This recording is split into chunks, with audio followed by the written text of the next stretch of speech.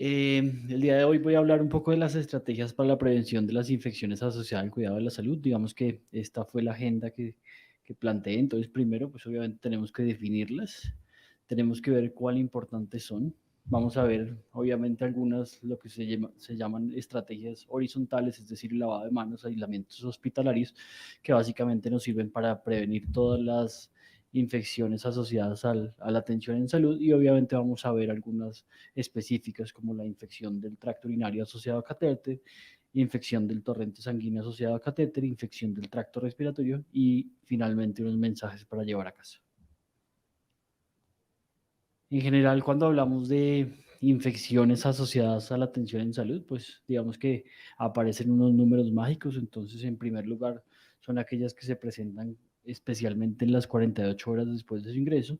Sin embargo, hay otras definiciones en las que tienen en cuenta aquellas que están en los 30 días siguientes a haber recibido una atención en salud o incluso 90 días después de haber sido sometida a un procedimiento quirúrgico. Entonces, digamos, hay que tenerlo en cuenta, pero en general los datos que hay que recordar muy bien son las 48 horas. Vamos a mirar un poco por qué son importantes las infecciones asociadas a la atención en salud. En Estados Unidos es la sexta causa de muerte. Incluso parece que es mucho más alta si comparamos la muerte por VIH, cáncer y accidentes de tránsito, lo cual, como ven, es una causa importante de mortalidad. Hacia 2002 se presentaban más o menos 1.7 millones de infecciones nosocomiales, de los cuales casi 100.000 pacientes fallecieron por estas causas. Y se dice que por cada 31 pacientes que tenemos hospitalizados, uno va a presentar una infección asociada a la atención en salud al día. Y esto pues obviamente implica unos costos no solo para el sistema de salud, sino también para la familia, para el paciente. Y como ven, pues los costos pues son exagerados, más o menos de 28 a 34 billones de dólares. Hay algunas condiciones de los pacientes que los favorecen a que tengan estas infecciones. Obviamente, si son pacientes inmunocomprometidos, como muchos de los pacientes que tenemos en nuestro servicio, pacientes trasplantados, pacientes que son sometidos a quimioterapia, pacientes en extremos de la vida o incluso pacientes que, pues, que por su condición están críticamente enfermos y requieren ser trasladados a una unidad de cuidado intensivo. Bueno, ¿y en Colombia qué pasa? Resulta que este es el último el último boletín epidemiológico que se reportó en el 2022, donde nos mostraba la situación a 2021, en donde encontramos que básicamente, pues ustedes dirán, bueno, ¿y esto qué tiene que ver con urgencias? Probablemente nosotros no somos los que estamos viendo las infecciones asociadas a la atención en salud. Seguramente donde más se están viendo es en la unidad de cuidado intensivos, aquellos que recibieron pacientes COVID. En la unidad de cuidado intensivos, pues digamos que no COVID. Y pues obviamente en tercer lugar estaría la parte de hospitalización y como ustedes ven, pues en urgencias digamos que no sería tan prevalente. Dentro de los grupos poblacionales, obviamente los mucho más afectados van a ser los adultos, sin embargo, pues no olvidemos el resto de grupos etarios. Hacia 2021 se reportaron 157 brotes, de los cuales involucraban 1.042 casos y se reportó una mortalidad para Colombia de 38.6 pacientes, es decir, 403 pacientes murieron por una infección asociada a la atención en salud. Dentro de los microorganismos son múltiples. Los que más reportaron en este boletín epidemiológico, pues obviamente tenemos la Ralstonia, Cándida, Klebsiella y mucho menos frecuente la Burkholderia y Pseudomonas aeruginosa, pero sin embargo no hay que olvidarlos. En cuanto a las principales etiologías para nivel colombiano, pues en primer lugar estarían las infecciones del torrente sanguíneo con un 73% y pues ya mucho menos prevalente las infecciones urinarias asociadas a catéter y pues obviamente las neumonías asociadas a la ventilación mecánica. Esto es una gráfica que muestra cómo estamos a nivel institucional en cuanto a las infecciones asociadas a la atención en salud. Para nadie es un secreto que el hecho de que la pandemia llegara y llegara con esa fuerza que llegó, pues hizo que todas las infecciones asociadas a la atención en salud se dispararan. Como ustedes ven, entonces, fíjense sobre todo en las tres patologías, digamos que las prevalentes, la neumonía, la infección del torrente sanguíneo y la infección del tracto urinario asociada a catéter, en el que si ustedes miran, ven pues, la línea azul clara, la gris, obviamente se ve un ascenso significativo durante el 2020 terminando y durante 2021, que fue obviamente pues esto correlacionado con los picos que tuvimos para COVID. Afortunadamente pues en este año se ha visto una reducción significativa, pero pues obviamente esto le ha costado a las instituciones lograr esta reducción. Son múltiples las instituciones que diariamente trabajan para tratar de reducir las infecciones asociadas a la atención en salud. Algunas instituciones a nivel mundial, a nivel continente, todos los días se están sacando publicaciones tratando de evidenciar cuáles son las estrategias que verdaderamente ayudan a disminuir estas infecciones asociadas a la atención en salud. Y obviamente en Colombia tampoco pues que podemos quedarnos atrás, también hay instituciones que se encargan de eso como el Instituto Nacional de Salud y obviamente nuestro Ministerio de Salud. Recordemos que una de las estrategias exigidas por la Joint Commission para acreditarnos como una institución de alta calidad es que aseguremos tratar de tener alguna estrategia para disminuir las infecciones asociadas a la atención en salud. Y esto obviamente lo que garantiza es que el paciente que está entrando a una institución acreditada, obviamente pues va a ser mucho más seguro para el paciente. Ahora hablemos ya de las estrategias, entonces pues digamos que varios autores han hablado de unas estrategias horizontales. Básicamente las horizontales son las que son mucho más fáciles, mucho más económicas y dentro de ellas pues obviamente tenemos el lavado de manos, tenemos la descolonización universal, descolonización selectiva de tracto gastrointestinal, optimización de antimicrobianos como nos acaba de hablar el doctor Plata y obviamente pues la limpieza ambiental que pues no nos atañe tanto a nosotros, sin embargo también hace parte de las estrategias importantes. En cuanto a las estrategias verticales, se dice que son un poco más costosas, un poco más difíciles, normalmente sirven para ciertas patologías o microorganismos específicos y digamos que casi que se reservan para los casos en que se presenten brotes para tratar de controlarlos y que no se propague un brote pues, de manera adicional. No puedo dejar de hablar del lavado de manos. La Organización Panamericana de la Salud, la Organización Mundial de la Salud, desde hace varios años comenzaron a hablar de la importancia de lavarnos las manos. Aquí en Colombia, más o menos desde el 2009, se comenzó a hablar de la importancia y afortunadamente yo creo que una de las ventajas del COVID es que visualizó eso y pues hizo que la gente tomara conciencia de la importancia del lavado de manos. Recordemos que el lavado de manos salva vidas, que es una estrategia económica sencilla y eficaz para prevenir las infecciones. Y obviamente todo eso va a estar involucrado en que podamos reducir la resistencia antimicrobiana, teniendo en cuenta que las manos es un vehículo importantísimo de transmisión de microorganismos y obviamente asegurándonos que se haga pues, en las condiciones en que se deberían hacer el lavado de manos. Esto no me voy a detener, todos se lo saben, todos lo repetimos a diario, a todos nos lo evalúan casi que a diario, pero recordemos los 5 momentos importantes, 2 antes, 2 después. Antes del contacto con el paciente, antes de realizar una tarea séptica, después del contacto con exposición a líquidos corporales, después del contacto con el paciente y después del contacto con el entorno del paciente. ¿Esto por qué? Porque hay muchos microorganismos que incluso pueden durar bastantes días o incluso meses en las superficies y lo cual hace que si no se logra, si no hacemos un lavado de manos, incluso con gel, pues también van a permanecer en nuestras manos y seguramente se las podemos transmitir a otro paciente. Dijeron, bueno, fácil, pues bañemos a todos los pacientes con clorexidina y seguramente con eso ya vamos a reducir las infecciones asociadas a la atención en salud. Pues realmente encontraron que sí, evidentemente bañar a los pacientes con clorexidina, especialmente en las unidades de cuidado intensivo, que es donde se producen la mayoría de reportes de estas patologías, pues encontraron que era evidente, pues era como eficaz sobre todo en 2 patologías, para la infección de torrente sanguíneo asociada a la atención en salud y para disminuir como tal la resistencia de microbiana y evitar como tal el desarrollo de microorganismos multidrogos resistentes que obviamente, como saben, es un problema que estamos viviendo ahorita a nivel mundial. Vamos a hablar un poco de los aislamientos muy brevemente. Recordemos para qué utilizamos un aislamiento. Básicamente es con el propósito de prevenir una diseminación de microorganismos o enfermedades. Y esto obviamente nos va a permitir mitigar de manera importante el riesgo de infecciones asociadas a la atención en salud. ¿Qué es lo que hace? Siempre que recordemos una mayoría de infecciones, tenemos una fuente, tenemos un hospedero y tenemos un mecanismo de transmisión. Lo que intentamos siempre con esas medidas de aislamiento es romper esa cadena y que precisamente se rompa ese círculo vicioso que se produce entre la fuente y el hospedero, obviamente teniendo un intermediario que es el mecanismo de transmisión. Simplemente para recordarles que tenemos a nivel institucional, tenemos aislamiento de contacto, aislamiento de gotas, aislamiento de aerosoles, aislamiento de contacto con Clostridium difficile y pues obviamente para los pacientes inmunocomprometidos, recordemos que en los casos, no me voy a detener a qué organismos le tenemos que iniciar cierto tipo de aislamiento, pero es importante sobre todo recordar en el caso de Clostridium difficile que para los momentos 3, 4 y 5 se requiere lavado de manos, no sirve hacerles la desinfección con alcohol gel porque obviamente pues va a ser resistente al alcohol gel, entonces es importante recordarlo.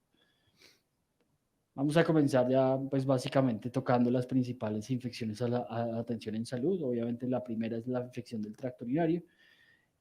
Para esto necesitamos obviamente que el paciente pues tenga o haya tenido un catéter intravesical o suprapúbico que cuente con signos de infección. Si no los cuenta, probablemente es una colonización y no necesita ningún tipo de tratamiento. Y obviamente que tengamos un urocultivo con un crecimiento bacteriano pues significativo. Anteriormente era la principal causa de infecciones asociada al cuidado de la salud, sin embargo, como les voy a mostrar un poco más adelante, esto ha venido en descenso y afortunadamente ya es una de las causas poco comunes. Se dice que más o menos el 15 al 25% de todos los pacientes que están hospitalizados van a requerir un paso de un catéter vesical o un catéter suprapúbico y obviamente el principal factor de riesgo es entre más tiempo esté, pues obviamente mayor riesgo tenemos que nos haga una infección de este catéter. Más o menos de los que están colonizados, se dice que más o menos el 3 al 10% van a ser bacteriuria y se dice que después de 30 días básicamente el 100% van a estar colonizados sin que necesariamente hagan infección activa. Lo que les decía, los reportes del CDC hacia 2016 pues se vio una disminución significativa de las infecciones del tracto urinario asociada a catéter, entonces pues afortunadamente esta no es una causa frecuente, pero pues igual no la olvidemos. Ahora sí, hablamos de las medidas de prevención. Entonces, en primer lugar, hagan una adecuada higiene de manos, tanto antes como después de la inserción y no solamente eso, sino simplemente cuando se vaya a manipular la sonda. Estemos seguros que hay una indicación clara. Para eso, pues se han establecido básicamente dos cosas. Aquel paciente que por su condición crítica, pues requiere una medición de la diuresis estricta, o aquel paciente que nos presenta una retención urinaria aguda, pues digamos que puede tener múltiples causas y pues como opcional lo dejan aquellos pacientes que tienen una lesión en piel, que se requiere algún tipo de curación y pues que no tienen algún tipo de incontinencia, entonces seguramente esto, el tener una sonda vesical podría favorecer a que no haya tanta contaminación. Es importante siempre evaluar diariamente la pertinencia de la continuidad de la sonda. Aquí, pues digamos, nosotros normalmente en un mundo ideal los pacientes en urgencias no deberían estar más de 6, 8 horas. Sin embargo, pues como nos tocó en la pandemia, vimos que muchos de los pacientes duraron incluso 8 días y nos tocó aprender cosas que seguramente pensábamos que solamente eran de las unidades de cuidado intensivo. Siempre es adecuado mantener la bolsa de Cistoflo por debajo de la vejiga para que caiga por gravedad. Es importante que la bolsa del Cistoflo esté colgada e inmovilizada, no esté con el suelo, porque obviamente favorece como tal a la contaminación de la misma. En segundo lugar, vamos a hablar de las infecciones del torrente sanguíneo asociada a catéter. Esta, digamos que la incidencia es más o menos de 60 por cada 100.000 pacientes hospitalizados, con una mortalidad cercana al 10 al 20%. Hay muchos factores de riesgo. Sabemos que dependiendo del sitio de inserción, algunos van a tener mayor riesgo si son femorales. En segundo lugar estarían los yugulares y pues obviamente los recomendados sería la vía subclavia. Entre más lúmenes tengamos, pues obviamente mucho más riesgo de tener una infección. Entonces, digamos, se recomienda que tenga los lúmenes necesarios, no más. Si el paciente está recibiendo nutrición parenteral total, también es un factor de riesgo. Si el paciente tiene una infección secundaria que seguramente puede hacer diseminación hematógena, seguramente también pues, es un factor de riesgo importante. El hecho de que nuestros enfermeros tengan una alta carga laboral también obviamente favorece las infecciones del torrente sanguíneo. Si el catéter dura más de 3 días, también obviamente comienza a aumentar el riesgo. Que tengamos personal sin experiencia o que tengamos múltiples llaves de paso que obviamente puede favorecer a una infección. En cuanto a los microorganismos, no me voy a detener, pero en general los principales que se han visto es estafilococo, enterococo, cándida y bacilos gram negativos, pero pues pueden ser múltiples dependiendo de la flora de cada hospital.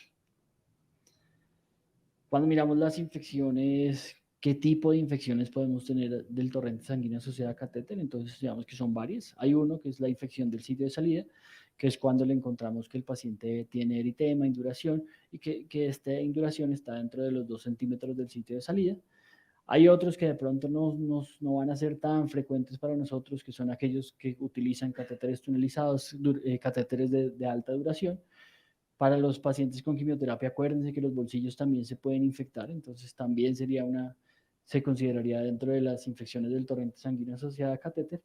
Y pues en general, recordemos que para hacer el diagnóstico de infección del torrente sanguíneo asociada a catéter, pues se requiere que tengamos 2 hemocultivos, uno central, uno periférico, pues que crezca el mismo jefe y la idea es que debe tener un crecimiento bacteriano más de 5 veces de la parte central que hacia el periférico y obviamente se requiere que primero crezca la vía central y más o menos a las 2 horas o posteriormente pues crezca el de la vía periférica.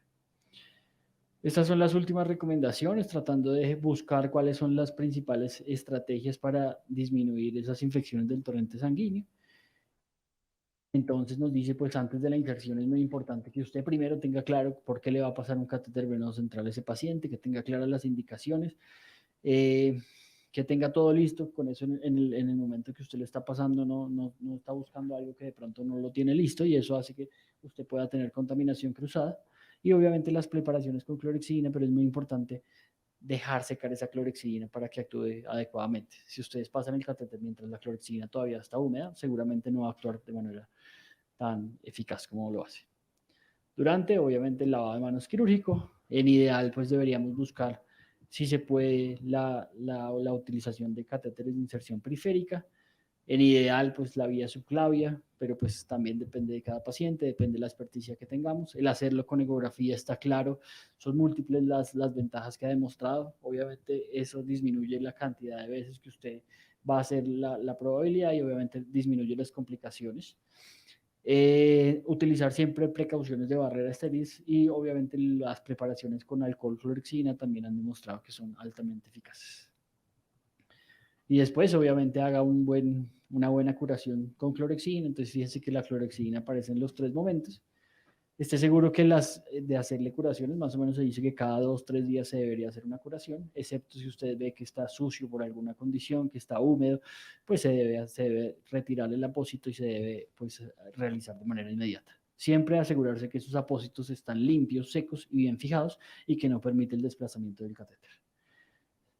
Estén seguros cuándo es el momento de retirar esos catéteres. Lo que les decía, probablemente en urgencias no vamos a tomar esa decisión, nosotros tomamos la decisión a qué paciente le vamos a colocar un catéter venoso central, pero si nos llegara a pasar por ciertas condiciones, pues estén evaluando diariamente qué pacientes necesita continuar con un catéter venoso central. Por los cuales se pasa sangre, productos sanguíneos o lípidos, se dice que no deberían durar más de 7 días, obviamente porque todo esto favorece a las infecciones de los catéteres. Ahora bien, debo retirar todos los catéteres que se presentan una infección del torrente sanguíneo, pues básicamente las recomendaciones es aquellos que presenten una bacteremia complicada. ¿Qué significa una bacteremia complicada? Que presenta signos de sepsis, que tenga una bacteremia persistente mayores de 72 horas, que tenga alguna de estas complicaciones, entre ellas tromboflebitis supurativa, endocarditis infecciosa, osteomielitis, o que tenga presencia de émbolos sépticos, que tenga infección del sitio de entrada o que tenga pues aislamiento de alguno de estos gérmenes como el estafilococo aureus, pseudomonas, hongos o micobacterias, también sería indicación de retirarlo completamente. En cuanto a las neumonías asociadas a la atención en salud, esta mañana pues la doctora Buitrago hizo una exposición amplia y excelente de cuanto al manejo de las neumonías, simplemente para recordarlos que pues para poder hacer el diagnóstico de neumonías asociadas a la atención en salud, obviamente tenemos que tener criterios clínicos, criterios radiológicos. Sin embargo, pues aparecen como dos grandes clasificaciones que han sido un poco controversiales. Aquellas que se asocian al cuidado de la salud, es aquellas que se presentan en las 48 horas después del ingreso al hospital o que después de que ustedes les han dado salida, pues se presentan en las 48 horas posteriores. Y neumonía asociada a la ventilación mecánica es aquella que se presenta en las 48 horas posterior a realizar la intubación. Esta, pues obviamente, casi que ahora es la primera o segunda causa de infecciones asociada al cuidado de la salud. Es una de las que más importante mortalidad tiene y obviamente lo que, pues digamos que se atribuye esa mayor mortalidad es que porque hay mayor predisposición a gérmenes multidrogos resistentes y se dice que se presenta más o menos en 5 de cada 10 pacientes hospitalizados. Son muchos los factores de riesgo, extremos de la vida, pacientes inmunosuprimidos, pacientes que de por sí ya tienen una enfermedad cardiopulmonar de base, pacientes que han sido sometidos a una cirugía toracoabdominal, obviamente que pues, son llevados a una ventilación mecánica invasiva, y pues de acuerdo a eso, digamos que algunos autores lo clasifican asociados a la ventilación y no asociados como tal a la ventilación. Recordemos que el principal factor de riesgo para gérmenes multidrogos resistentes, estafilococo aureus meticilino resistente y pseudomonas es que el paciente haya recibido antibióticos en los últimos 90 días. Entonces ya si ustedes encuentran un paciente, lo interrogan y les dice que ha recibido antibiótico, especialmente antibiótico de amplio espectro, pues seguramente comiencen a prender las alarmas que este paciente podría tener un germen resistente. Otras de los factores de riesgo especialmente para neumonía asociada a la ventilación, que el paciente esté cursando con un shock séptico, que el paciente tenga un SRA previo a desarrollar la neumonía asociada a la ventilación, que lleve 5 días o más de hospitalización previa y obviamente que el paciente se sometía a una terapia de reemplazo renal. Todo eso nos aumenta el riesgo, pues digamos que bastante importante de desarrollar una neumonía asociada a la ventilación. Las guías, las últimas publicadas en este año, y nos han dicho que pues, hay varias cosas que debemos hacer para tratar de minimizar el riesgo de neumonía asociada a la ventilación mecánica. En primer lugar, utilice otra alternativa. Si usted considera que en este paciente no es indispensable intubarlo, considere otra alternativa como son la ventilación mecánica no invasiva, cánulas de alto flujo. Incluso se ha encontrado pues, que para el DSTT también podrían ser útiles, evitando así la reintubación, que obviamente si un paciente es reintubado, pues obviamente aumenta exponencialmente el riesgo de desarrollar una neumonía asociada a la ventilación mecánica. Trate de disminuir al máximo el tiempo de ventilación mecánica, esto obviamente tratando de prevenir, minimizar y evitar reintubaciones. Trate de tener a ese paciente bajo condiciones de mínima sedación, donde el paciente sea consciente, pero que pues, obviamente no vaya a estar agitado. Hágale un lavado de dientes a diario, esto se ha demostrado que es súper eficaz para disminuir la neumonía asociada a la ventilación mecánica. Asegúrese que ese paciente le estamos manteniendo la condición física o por lo menos no se le está deteriorando, que sus músculos no se están perdiendo. Obviamente cada día que pasa de hospitalización, especialmente en las unidades de cuidado intensivo, es un día que estamos perdiendo músculo y que seguramente el paciente está perdiendo una reserva que ya tenía previamente. Trate de mantener la cabecera a 30-45 grados. Esto obviamente disminuye como tal la regurgitación gástrica, entonces pues se ha encontrado que también puede ser eficaz. En ideal utilice sistemas de drenaje cerrados supraglóticos que permitan una aspiración. Pues ofrezca una nutrición temprana, pero en ideal nutrición enteral. Y pues obviamente haga traqueostomías tempranas. También parece que ha disminuido. Todo esto lo que ha encontrado es que disminuye más o menos en un 50% las neumonías asociadas a la ventilación mecánica. Como el doctor Plata lo decía, pues tampoco pretendemos que no haya ninguna infección asociada a la atención en salud. Sin embargo, pretendemos disminuirlas al máximo, que es lo que deberíamos hacer pensando en el bienestar de nuestros pacientes. Por último, ya mensajes para llevar a casa. Recordemos que las infecciones asociadas a la atención en salud son una causa importante de mortalidad, no solamente de mortalidad, sino de morbilidad, que nos cuesta al sistema de salud, que nos cuesta a los familiares, que le va a costar al paciente en muchas condiciones, que obviamente eso va a perpetuar los días de estancia, que favorece a que tenga ciertas complicaciones, que lavarse las manos salva vidas. No olviden eso. Hay veces eso lo creemos que es algo tan sencillo que seguramente no tiene ninguna implicación. Pero cuando miramos de las infecciones asociadas a la atención en salud, básicamente lo que mejor es lavarse las manos y respetar los 5 momentos que ya vimos anteriormente.